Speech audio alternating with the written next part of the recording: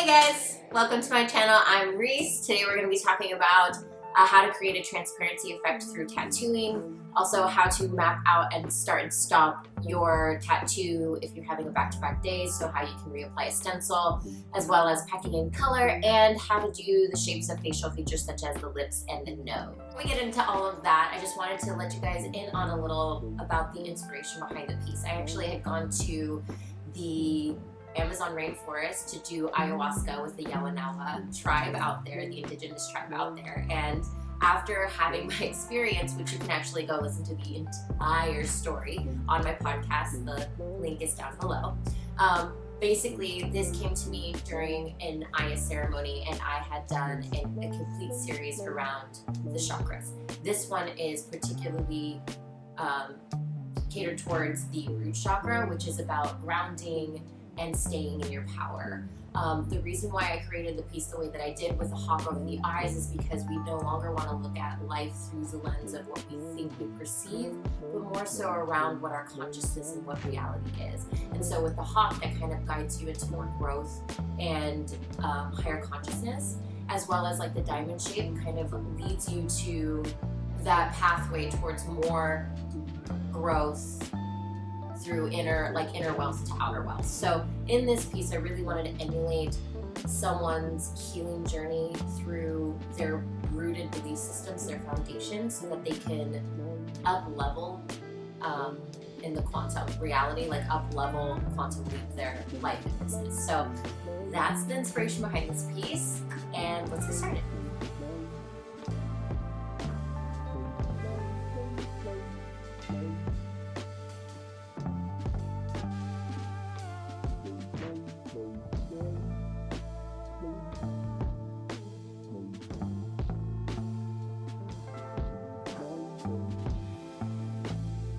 So how we can go ahead and get the transparency effect on the neck through tattooing. So oftentimes what people do whenever they are looking at effects like this, see-through effects, and they're trying to get that illusion on a tattoo or in an art piece, we often look at it like it's a thing. We look at it like, oh, that's a nose or a mouth or a mandala on her face. So what happens is that we actually trick our mind into thinking it's harder than it is, when it actually is really, really easy. When you take a really simple hack is just squint your eyes. It's just all you have to do is squint your eyes, and you can see the differentiation between tones. When you look at tones and you try to dumb it down to a 5-value system, the tones will be right there. So all you're doing is matching the tones as far as like the skin tone with your opaque tones, which I use for black and gray. It's all opaque. So it's a color technical aspect through tattooing. I do have a program around this called Opaque Tattoo Rituals and Techniques. So if you want to get more in depth with that, you can link in the bio or link down below. But in this particular effect, all you want to do is just make sure that you are just squinting your eyes to see the differentiation between the tones and just follow the tones up. So obviously in this piece, there's a lot of gradation in the tones coming from the bottom of the neck all the way to the top of the face, where it lightens up as it gets to the top of the face. You just want to make sure that you're matching your tones based on the skin tone and moving your way up in the gradation.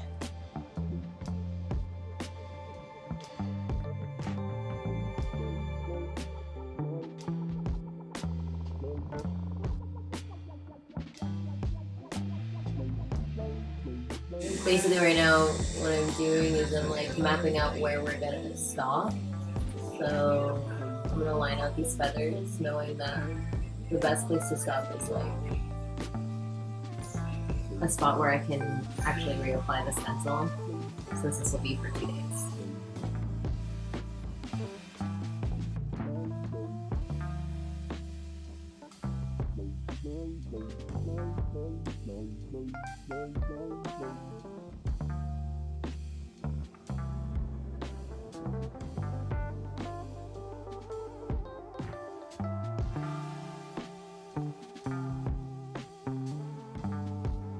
All right, let's talk about the lips. Now, there's a really easy sense in the way the lips are shaped. Obviously, it looks like a heart, but what we want to really take into account in order to get them to look realistic is that we want to look at it from like where the light is actually hitting it. Oftentimes light is obviously hitting it from this angle, most times in portraits.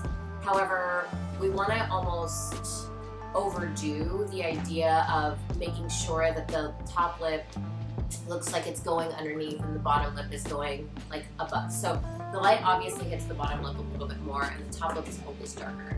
That is like the rule of thumb. If you don't know how to do any realism as it is, this would be your biggest three-dimensional hack, is just making sure that honestly you could black out the top lip and then make the bottom lip much lighter than the top lip so that it looks like it's sticking out and standing out.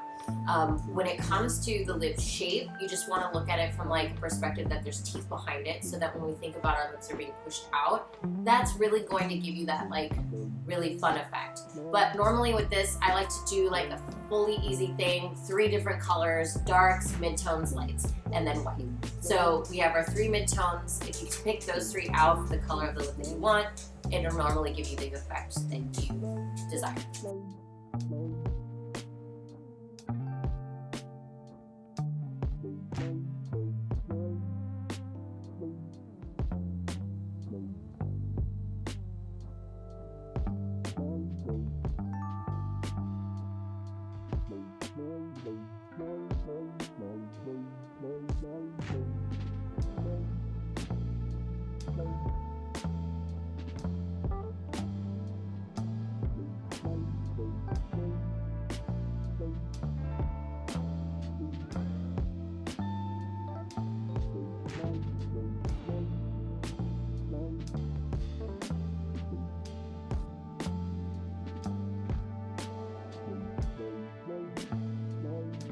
So what I'm doing is basically putting the stencil stuff in the area that I obviously want the stencil to stick, but the reason why I'm trying to avoid the actual tattoo, because the stencil ends up being actually much harder to take off, and the last thing I want to do is rub my client in places that doesn't necessarily need to be rubbed, since she's already been traumatized all day yesterday with the tattoo.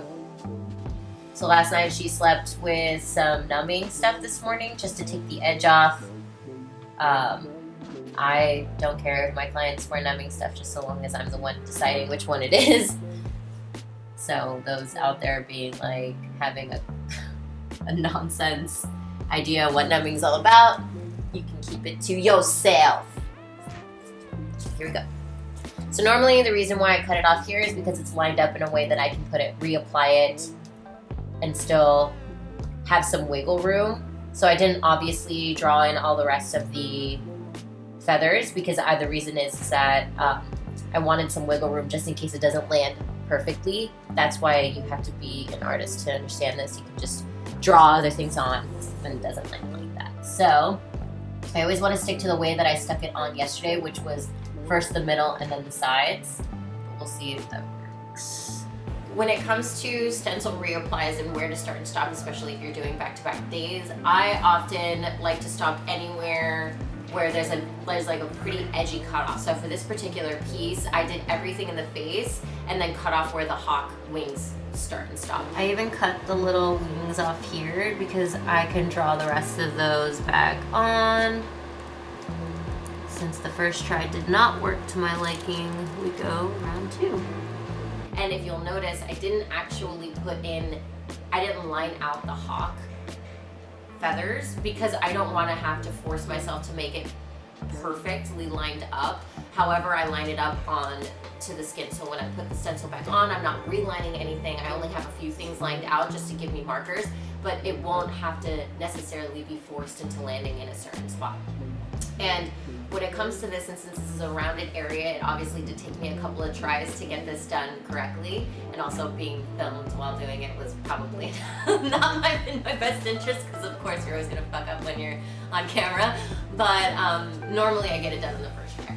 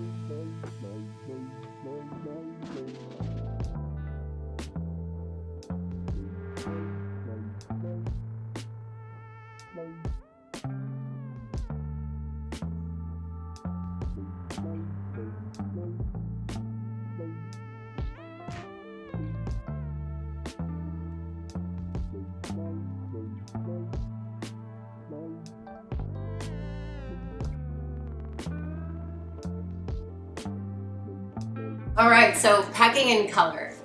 If you guys are, seasoned tattoo artists, this should be fairly easy. However, when it comes to full surface spaces, I like to use a 23 to a 27 mag, curved mag, just because I want to fill in as much space as possible and get it done quickly. Normally when it comes to the red, I like to move my needles horizontal and going in an up circular motion up towards the top, wherever the skin, like when the skin goes up towards the body's heart.